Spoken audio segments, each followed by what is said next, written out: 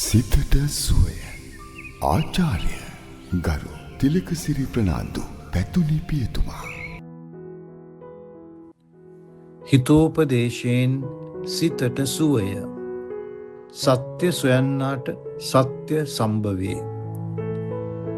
ඇත්ත කියන්නේ සත්‍යයි.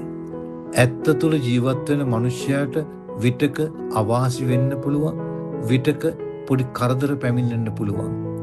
ඇත්ත කියන මනුෂ්‍යයා නිතරම අවංකයි. මේ අවංක මනුෂ්‍යයන්ට හුඟක් වෙලාවට අවාසි දේවල් සිද්ධ වෙන්නේ. සාමාන්‍ය ලෝකේ ජය ගන්නට, සාමාන්‍ය ලෝකේ දිනා ගන්නට හුඟක් මිනිසුන් බොරු කියනවා, බොරු කරනවා. මේ බොරුව తాවකාලික වුණාට එය සුවදායකයි. ඇත්ත ටිකක් මතුවෙන්නට කල් යනවා.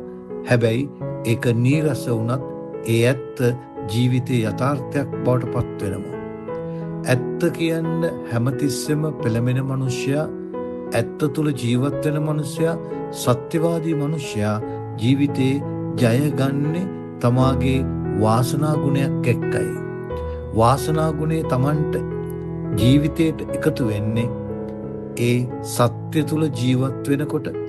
අවංක මනුෂ්‍යයාගේ අවංක භාවය අනිත් අය දකිනකොට මේ අවංක භාවයට දෙවියොත් ගරු කරනවා කියලයි අපි හිතන්නේ.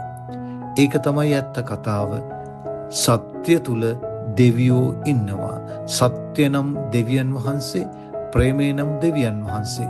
සත්‍ය ප්‍රේමේ තුල දෙවියන් වහන්සේ වැඩ සිටිනවාමයි.